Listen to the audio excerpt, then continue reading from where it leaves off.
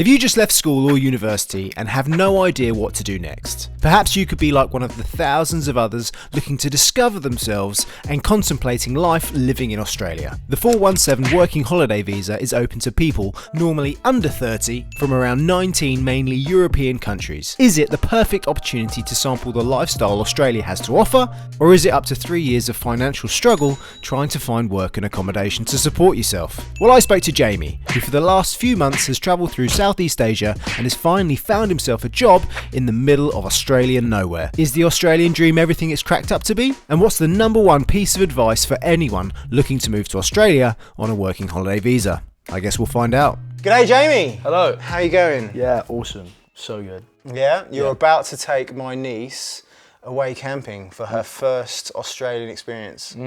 Take care of her, mate. I will do. Yeah, hopefully we don't get soggy or anything.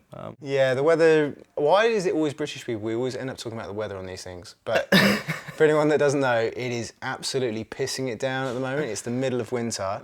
And it reminds me a little bit about the UK. Yeah, it's not supposed to rain in the winter, is it? Yeah? No, it's normally the dry season. Yeah, exactly. For those people that are watching from wherever you're watching from, tell us about yourself. Hello, I'm Jaime, from the UK, down south. Live just north of Portsmouth, in between Winchester and London. Just trying to have fun, travelling around. Tell us about your life before you moved to Australia. I didn't really do much, to be honest. Going from job to job, I'd save up at a job and then just have a long break, go skating. Not a lot. So you're the youngest guest that we've had on the podcast. Normally we have older people. It's kind of bad on me because I am older, but young families. How old are you? I'm 19. 19. And how did you get to Australia as a 19-year-old? Well, my friends in April went travelling in Cambodia. And I decided to join them, meet them in Vietnam once they had finished there. And I'd got on a return flight actually, and I was supposed to come back, I think the 12th of March. And I was travelling from south to north to Vietnam. And I was in the north and I'd realised I'd have to go all the way back down on one of those sleeper buses. And oh my God, they're hectic. Especially through the mountains. Yeah, mate. I was on a 32-hour sleeper bus and it was 2 stops. One with food. It was savage, but and then my friend was related to this guy who owned a cattle farm out in the outback, just middle of nowhere, and he sort of got me texting back and forth with this guy, and then he was like, "Yeah, you could have a job here." I didn't get my return flight. Travelled Laos for Did you get your money back for it? Nah. Could have done with that money. Yeah. Well, I only lost out on £100. Okay. Which is not bad. It was 600 altogether. I lost £100 with the return. But way worth it. Okay. So worth it. So a 19-year-old moving to Australia, what visa are you on? I'm on currently a year working holiday visa. I'm going to extend that though because I plan to stay here for quite a long time. And they've just changed the regulations for working holiday visas. Yeah. Even though you do work and you're doing your farm work at the moment. Have you done any other work in Australia? It's just been on the farm? Just on the farm. How do you find it? It's fantastic. It's just tinkering around. Just so cool. Driving those bloody Toyota Utes. That's not a sponsor. Well, if they want to give me one, then that'd be great as well. Yeah. But yeah, they're great. Driving around, hugging around. I just feel like a cowboy. Even got one of those felt hats. They're wicked. What kind of work do you do on the farm? Go around checking bores, checking all the troughs, because sometimes these cattle, they let go of the troughs and then water's spilling everywhere. And because we pump it from the ground, we don't take it from the creeks, like some farms do. So it's a bit valuable out there, especially if there's a drought. There was a drought last year, but luckily I arrived when it was perfect. So my job's been pretty easy so far. Is it green? Yeah, but the winter, it kills the grass a bit because of the frost. Yep. And rain's not good, because it gets so cold at night, and when there's a lot of moisture, it just sort of sucks it all out in the frost, and then it just goes grey. So has living in Australia then lived up to your expectations? Because it sounds like, you just kind of came here on a whim, which I suppose as a teacher, I've taught a lot of kids in you're not a kid anymore, but young people in sixth form, and they say to themselves, oh, I'm going to go travelling through Southeast Asia, maybe get into Australia. And I kind of sit there and go, oh, you're going to go and discover yourself. What were you expecting from life in Australia that made you think, do you know what, Southeast Asia's not for me? Maybe I discover myself a bit more. No, I'm joking. Didn't really have an idea of being better, I guess. I just wanted to completely just switch up because I hate being in the same place. I believe that life is a journey and you should just keep on going through. Like, you shouldn't stay in the same place unless you really like it there. But there was no job waiting for me back at home because I'd go from job to job. I'd literally... What kind of jobs did you do in the UK? Well, my last job was I was working on a Christmas tree farm, bringing Christmas to thousands. Just bringing joy to thousands. Yeah, that's it. Hucking Christmas trees over my head. It was very good labour. Okay. It was really good work. And from that money, which was like in November, I managed to save all my money and have enough money to travel Asia. And I actually got here with like $100 to my name. And Don't tell immigration. Yeah, I won't tell them that. You've now got more, right? Yeah. Yeah. Because that's one of the conditions of a working holiday visa, that you need enough money to be able to self-support yourself. Yeah. I just got my... Well, I guess if you had a job to go into, did you have to show that when you arrived here? Like, what kind of questions did they ask you? I think I did have to say where I was going, but I don't think you necessarily have to have a job. Okay. Like, already, like, pre-planned to come in. But, yeah, I already had one, so I had, like, an address to put in, which was pretty easy. I think you do have to put an address in where you're going. Yeah. But you had all that information kind of roughly planned anyway? Yeah. Yep. Yeah. I just knew I was going in the middle of nowhere. So what were you expecting life to be like in the middle of nowhere? I was expecting to get really, really sunburnt. That was the main thing. Be quite alone, but I'm actually working with this Estonian lady who's very nice. And Keith and Annabelle, the people that own the farm, they're great. And I've got loads and loads of cows. And how many people work there? They just hire... Just you four? Yeah. Usually it's just like them two. Okay. Annabelle and Keith, but they sometimes get the odd backpacker in. Whereabouts are you, just for kind of reference? How far out is out? Out? Well, I think 7 hours inland of Brisbane, around in June. Okay. Roma. That's definitely whoop whoop. Huh? That's definitely whoop whoop. Yeah. Whoop whoop. Whoop whoop. Whoop whoop. Whoop whoop is Australian for middle of nowhere. Oh, okay. Is it not the outback? Yeah, but I guess whoop-whoops. Australians like to shorten everything. So. They do.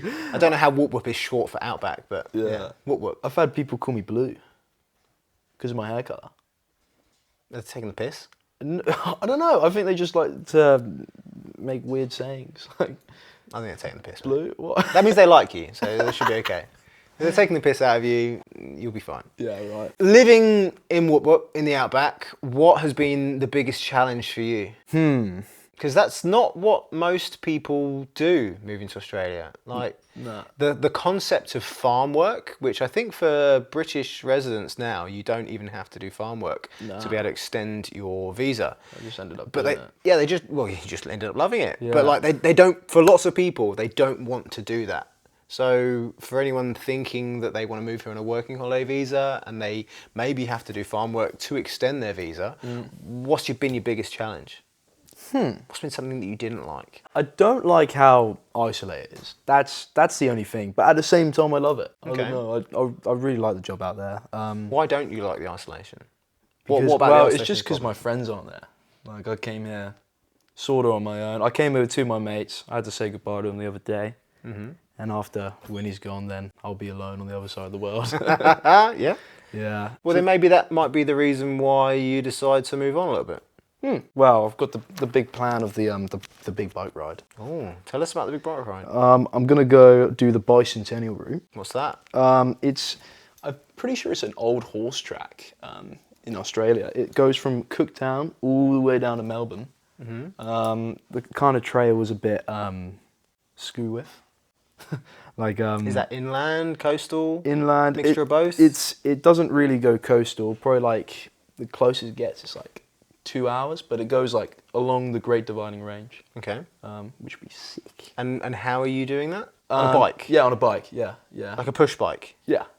You're going to pedal? I'm gonna pedal 5,330 kilometers. Wow. 60 kilometers a day, if I'm feeling good. Athletic? Yeah. Yeah. Okay. If I'm feeling good. Have you got the bike? No, not yet. Okay. Have you got anything that's going to help you on this? I've got. Are you doing it like self-assisted? Just on my own. Yeah. Yeah. No support. Nah, unless someone wants to. Okay. Well, let's see what happens as a result of this. Yeah. I think it'd be the best way to see Australia, or like the eastern coast at least, because it goes through all the different national parks. Yep. And just be raw experience. How fast do crocodiles go? They. Because if you're going to go far north Queensland Yeah. on a push bike, just go fast enough. That'd be my only thought about, things that can hurt you. Or cassowaries. How fast do they go? What's a cassowary? The big, like, dinosaur birds with horns on their head. What? I mean, don't get me wrong, if you see one in the wild, like, you're doing pretty well, because they're not exactly, there's not exactly loads of them in the wild. I've seen one in the wild. Yeah. Yeah, like, really far. That sounds like a mad animal. I've But- never heard of a cassowary. Like, you think kangaroos, pretty dangerous, they want to punch on. The cassowary, they'll like, apparently they can disembowel people. Oh, fuck. Well, isn't it like not the emu, the ostrich is like the fastest. Yeah. Land. Emu's second. Well, there you go. Where's the cassowary? Because if it's third, you might have to decide how fast. Just hope you're going downhill. Yeah. If So you see what they run on their legs? Yeah, they're big. They're like a big fuck off dangerous ostrich, and they've got a blue face. Whoa. I'm not even shitting you right now. I'm not Yeah. even like making stuff up about like hoop snakes and things. No. But I told Winnie the story about a hoop snake. What's a hoop snake? A hoop snake is a snake that can wrap itself up and make a hoop. And if you're downhill, they turn themselves into a hoop and then they'll roll after you and then they'll bite you. And she believed me. She also believed me about drop bears as well. And what's a drop bear? You don't know what a drop... Hey, no one's been taking the piss out of you at all. A drop bear is like the cousin of a koala, but like an angrier version, and they bite. Ooh. And if you want to protect yourself from drop bears, you've got to put Vegemite behind your ears. Ooh, who's gonna believe that? People do, mate. Apart from the big bike ride, what are your other plans for the future? Well, What happens when the farm isn't enough? isn't enough. Well, it has to be enough until next winter is when I'm gonna do the bike ride. Okay. And after I've done the bike ride, which will probably take like 4 months, I want to then go help all the orangutans in Sumatra. Just volunteer. So Australia isn't the final destination then for you? Nah, it's just a long stop. Okay. The longest stop. Only spent a month in Vietnam and then 2 weeks in Laos. Almost 3 months here now. What would keep you in Australia then? Well, I'm going to return when I'm 60 for my superannuation. Because I'm not Can't taking you claim that back? You can, but you get half of it. Oh, Like, if for a backpacker, you can only claim half of it. And then, okay. yeah. But if I leave it till I'm 60, it just gets up and up and up. I don't think you can just come back when you're 60, mate. Why not? What visa will you have then? You can't be like, oh yeah, I want my super. I want my super. You let me in. I think it might be, unless you're going to plan to live here permanently, it might be a good idea just to take half and run. Oh, really? I wanted to become like a grey nomad. Like, move it after. Well, you might have to look at ways about trying to stay here more permanently. I mean, you can go and obviously look at the orangutans. You might just have to do that.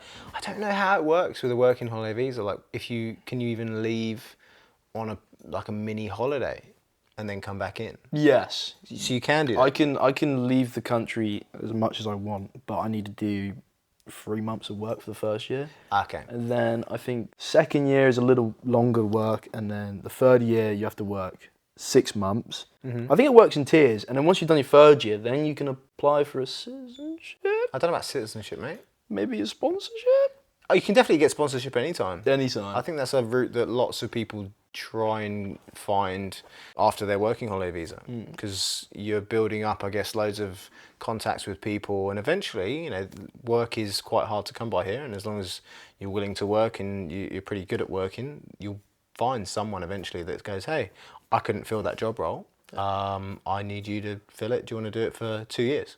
And that's, I think, where most people then find their route into permanent residency. Because on a sponsored visa, once you've done 2 years working for that employer, you can then apply to be a permanent resident. That's essentially the golden ticket, if you like, to be able to stay here more long term. Well, if you're looking to move to Australia, or you've just started thinking about moving to Australia and you don't know where to start, then the first step is to find out if you even qualify for a visa. Contrary to what most people believe, Australia isn't just one of those countries that lets anyone live here. And when we made the move more than 3.5 years ago, it was one of the hardest things we've ever done. To help you out and to plan exactly what you need to do next, speak to the sponsors of our podcast, True Blue Migration Services. And when you mention us, let them do the hard work for you in overcoming the ever-changing Australian visa system. And you get to use their free visa assessment so they can tell you exactly what you need to do to live your best life down under. They are the only MARA registered visa agency that we trust. And if you don't believe us, you can bore yourself by looking at the hundreds of positive Google reviews, but I wouldn't really recommend it unless you need help falling asleep. If we didn't use a visa agent, we'd still be stuck navigating the minefield of all the different forms and processes, and I probably would have never made the move over here and ended up being one of those people that applied for a visa to Australia and had it rejected. So speak to them today and you could be one step closer to living your best life. What has surprised you about the process of coming to Australia? How easy it was. Okay. Like, Tell me about that. The airport, mate, they were the nicest dons. Like, being at the China airport, they looked like they just wanted to murk you. Like, they wanted to hurt you there, and they were all dressed in black. And then, like, get to the Australian airport, they're like, hello, mate. How you doing? What are you doing here? Yeah. Wanted to have a conversation with me. Like, it was so bizarre. Yeah, it was really easy. How easy was it to get your visa? What did you have to do for that? Oh, mate, being English, mate. I literally applied for it, and I went to go see if I had a confirmation email, and I'd already been accepted. Oh, okay. Yeah. All online? All online, yeah. And it took like 15 minutes. Okay. I was eating an ice cream whilst doing it. If only all the visas were that easy, just to eat an ice cream and you get it in 15 minutes. I think most people would actually do, they'd kill small things. Maybe not people, but just for the sake of, I can eat an ice cream and have a visa in 15 minutes to go and live in Australia for a year. I think lots of people would consider that. I'm very privileged. Yeah, So absolutely. privileged. Sometimes youth is wasted on the young. But, anything else that you found particularly easy or straightforward? Well, I mean, everyone speaks English, so that was easy as well. It's very Americanized here, though. Why do you think that? Everyone's just a bit Americanized. Or like all the towns, they look pretty American. Okay. If you're going towards the outback, it's like being at Texas. I think Alright. a little bit. The kind of the grid system I find is a little bit. I mean, it's pretty straightforward, just roads running parallel with everything. But I think we're used to like windy little lanes a little bit more, aren't we? Yeah. Has anything surprised you about moving to Australia or living in Australia? Something you weren't expecting? Good or bad? Good or bad. The amount of kangaroos, sadly, that was it's pretty sad. Why is it sad, the amount of kangaroos? Just how many you end up hitting with a car. It's actually, Really? Is it that bad? Because really bad in living... Outback. So I live in North Brisbane. I see kangaroos pretty regularly. I have had them jump across me, but not close enough to kind of hitting them. I'd say that I don't really see them that much. I see them so infrequently that when the car insurance comes through and it says, do you want kangaroo cover? I'm kind of like, do I really need it? It's only $30. So I'm like, I know if I say no, my luck, I'll hit a kangaroo. Yeah. And for the sake of $30, sure. I'll be like... Go straight for your windscreen. Yeah. Have you had that happen to you? No, not just yet. Bloody, I've hit 3 though. Okay. Already. And I've never hit anything in my car back in the UK. Have you got bull bars? What, in the UK? Or here? I have bull bars here, but not in the UK. So does a kangaroo damage it much, or? Oh yeah, if you don't have bull bars, it's like hitting a human. Yeah. It'll fuck I've not done that either. No. Have you? Not that anyone's found out. Okay, so yeah, I'm guessing that it doesn't fare very well for the kangaroo then. Are they? Where are they? Are they lots in the outback? So there is where there's a lot of like cattle farming because there's a lot of man-made what's the word? I don't know. You're the one saying it. There's a lot of food around. No, water. Water? Yeah. So they go to the troughs and stuff. No, they don't go to the troughs. They go to the man-made... The dams. The dams, yeah. Yeah. Oh, I forgot that Which word. again was a weird one. You think like it's a mini lake, mate, but they Yeah. call it a dam. It's the dam. That's the dam. Yeah, well- No. The dam is the thing that holds the water back. Where's the dam? No, that's the dam. Yeah. Bloody Australian. Dams. Dams. Okay, so they go around to the dams. Dams. So yeah, that attracts because them. there's so many more dams where there shouldn't be really water there. Yep.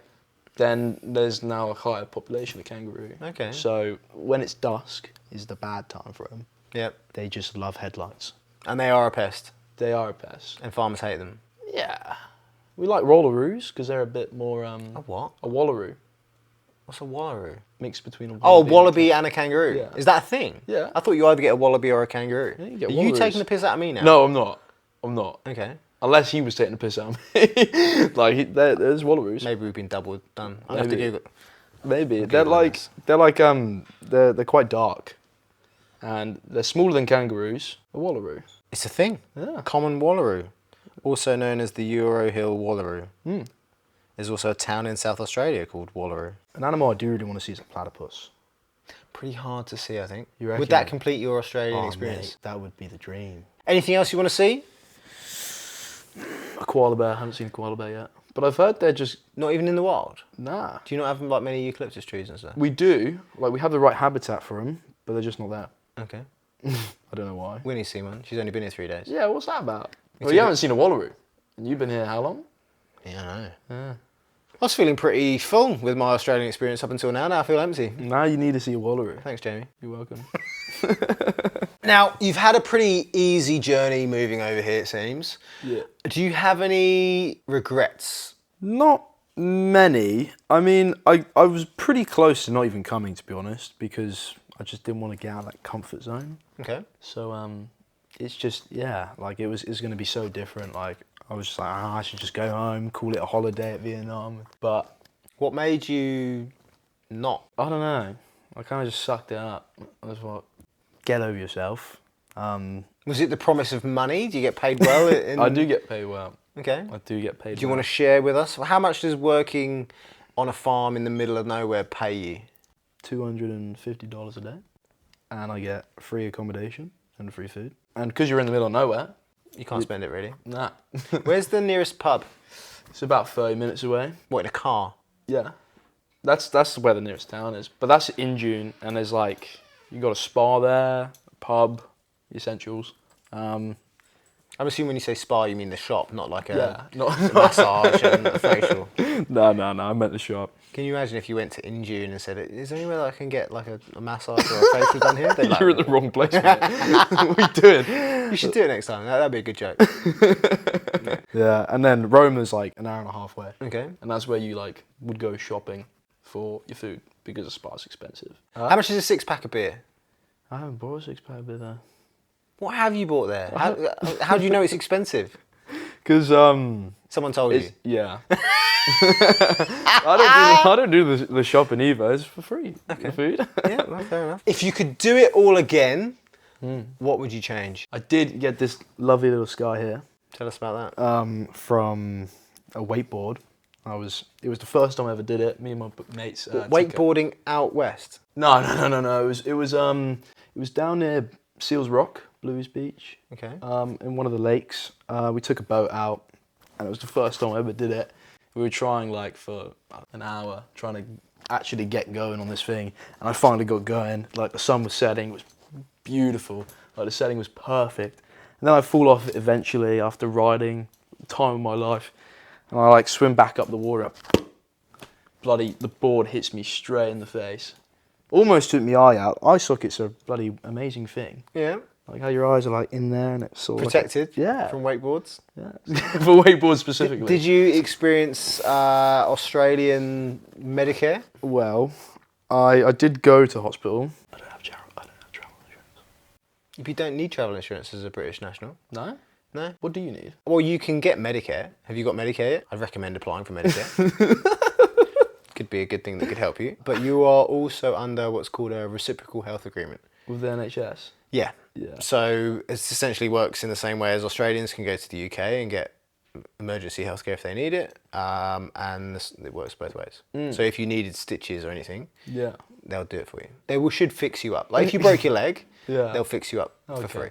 That's great. Again, I don't think it helps in the sense of, so for example, if I want to go and visit a GP, like trying to find a bulk bill GP nowadays is pretty tricky. So you have like what's called a gap fee. So you still have to pay to see a GP, particularly if your face got infected from your wakeboard and you're like, oh, I need some antibiotics for it. It's normally anywhere between 20 to $50, depending on the GP that you want to see. And that's the fee that you pay to go and see them. They give you a prescription and you go and do the usual things like you would in the UK. What's that? Go to the chemist and buy it. Look into it, mate. Yeah, I might be saving your life. Particularly if one of these kangaroos comes flying through your windscreen. And well, if it's on the property, we do get free work insurance. Okay. Everyone gets free work insurance. Well, just if anything happens to you, just drag your ass back to the farm. Yeah, exactly. And if he's feeling nice enough, he might claim it. There you go. Well, if he wants you to work another day, I guess. Yeah. You are the youngest person that we've had on here. The first person that we've had as a working holiday visa. What advice do you have for any young people, slightly older people, anyone looking to move to Australia on a working holiday visa? What advice do you have for them? Bloody do it. Bloody do it, mate. Don't let fear hold you back. Bloody do it. And it's not that hard. I mean, if you've got money starting out, I came here with no money, somehow managed to get to the farm. But if you've got money starting out, you could, if you have enough money, you could even get a car. And what a lot of people do is they just travel in the outback, live in their car, and work on a farm. And like, it's so solid because like, I think most people get sort of stuck in this loop where they're paying for a lot for accommodation, they're earning just enough to make it, and they spend the rest of the money on booze. Are you talking about people that kind of live in the city? Yeah, in the cities. I think if you want to go to Australia and you want to experience it fully, then maybe you should go to the outback. You are kind of inspiring me to do a bit more of the outback. That's one of the things that Sam and I, mainly Sam, because she doesn't find it appealing at all, but that's something that I haven't done. Maybe I should go on a camping trip with the boys. I mean, if you come to Glentulloch, we can camp at Mount Hun. What's Mount Hun? Just like the mountainous property. Yeah. Well, I'll tell you what, if you want to see me going out to Whoop Whoop and go camping in the middle of nowhere with Jaime, or maybe even the person that is in charge of Jamie's current property. Keith. Oh, Keithy boy. Keithy boy. Is it? Yeah, Keith. Yeah. He's my dad. Then just comment down below. If we get enough requests, I might have to do it. Hell yeah, mate. That'd be wicked. And good luck with taking my niece off. This might be the last time we see you, hopefully not. Last time you see Winnie. Yeah. Kangaroo goes through your windscreen. Thanks, Jaime, for sharing your journey with us, and I hope it's given you all a greater insight in what it's like to move over to Australia as a young person on a working holiday visa. If you want to see more of what our life is like, then make sure to check out our YouTube channel at That Johnston Life. And if you want to see more of Jaime's journey, particularly on his bike all the way from Cooktown to Melbourne, then I'll put a link down to his Instagram in the description below. And if you too have been inspired to make the move to Australia, then make sure to check out our friends True Blue Migration Services and let them tell you for free exactly what you need to do to move to this beautiful country. Follow the hundreds of positive reviews and use their free visa assessment at www.truebluemigration.com. And if you've made it this far, then I have some extra special news for you, because now if you mention us when you speak to True Blue Migration Services, you get an extra $200 off the cost of your visa. You're welcome. See you next time.